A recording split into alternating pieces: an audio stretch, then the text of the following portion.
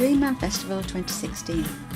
Hours and hours of traffic jams and an hour's tea, pretty Ross on wine. Yorkshire far behind. £220 Green Man settler's ticket in hand, we hit Cringable village, Wales. The settler ticket allows festival goers to camp pre-festival cheap. The calm before the music. We're here. The Green Man Festival is in its 14th year. A new festival for us, and it has to be said, we booked tickets knowing only 4 acts on the 3-day programme. Even so, it was a 20,000 sellout. The 3 acts we knew being Charlotte Church, the Fat White Family and John Shutterbuck, a strange but credible mix, setting aside a sensible band Sebastian. It has to be noted that we purposely travelled light, prepared for the walk from the parking to the campsite. We'd seen Leeds on the telly. Trolleys were available with a £50 deposit and a charge for the half hour. Being frugal, we loaded clothes and tent into our council recycle bag, took a handle each, leaned at a degree and started with the right leg step. The home produce travelled sweatily with several cans of tomatoes for tea times 5 days. Shared tea bags would last us to the end. Then we ate out. I remembered we had stacks of noodles from last year's good intentions. The festival had put on 2 cosy, perfectly ambient stages, food, beer, yoga and stargazing for pre-festival goers.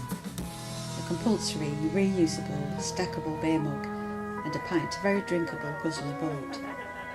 Children, obviously born with headphone ears, played, and luggage trolleys were suddenly adorned with lights and cushions transformed into pullable Sudan chairs, allowing parents an extra hour or 2 before curfew.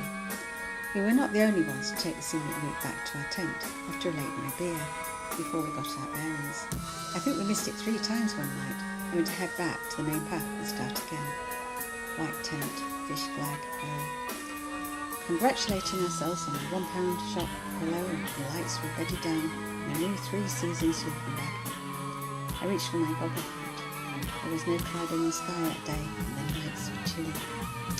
Last year in our tent at night at a slightly more yippie festival, camped between the Larry tune-ins and the university students, we had laid in bed, taking in the educated info and the drama.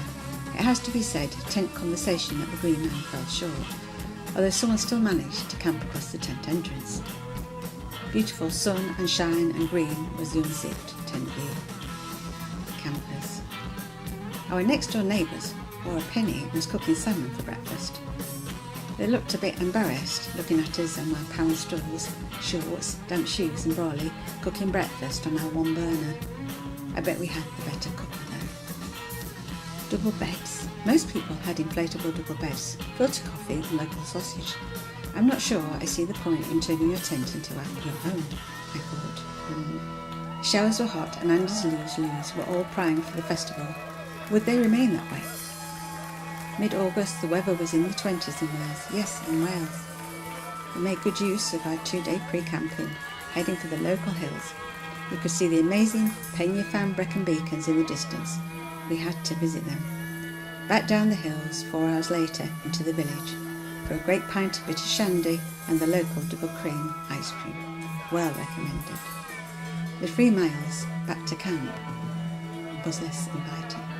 Festival begins. The campsite is almost heaving, the tents go on forever, campers practising queuing for showers. The la-di-da have bought the new in thing, outside hot tubs with a glass of wine and warm towels. Sounds inviting. The mind readers and the palmers obviously knew I wasn't quite going to make their field. Wristbands checked and checked by volunteers who I admire. I'm not sure I would sit up all night looking at a gate. All the artists were very good, maybe not to everyone's taste, but they all had a running chord of musical talent and obsession. It wasn't the main stage that held my attention, but the new talent on the rising stage, mixed by a very attentive sound guy, and the far out stage, which had a slight problem with sound. A man in the know suggested the speakers needed hiring to spread the sound to the back of the big tent. It made sense, so I presumed it to be right. But hey, the lights and screens all around were amazing. Party in Charlotte Church was a hit. The guy behind me announced, "I'm not leaving Charlotte for anyone." It was such a sweet statement, I just wanted to share. Beer was good, the food was good, the prices were kind of reasonable. University graduates were there as human books, 6 stages and a very arty programme and net tag. Although maybe next year an attached pair of reading glasses may be a plan. The festival had the feel and look of a fete, even a big wheel and twirly slide. Mud pies made by muddy children that played in safe small streams, or clean ones that played on hay bales. Bubbles, streams of bubbles went down well. 3 days of music blurred boundaries, and staying up to the early hours seemed the thing to do. 1:30am, 2:30am, with an occasional let-up in the weather. The campers muddier and smellier. We danced, we laughed, we drank a little. The Green Man statue was burnt and fireworks lit. The festival had been a success. It has a rare mix of special ingredients that work, and Andy Lou is obviously integral to that dish.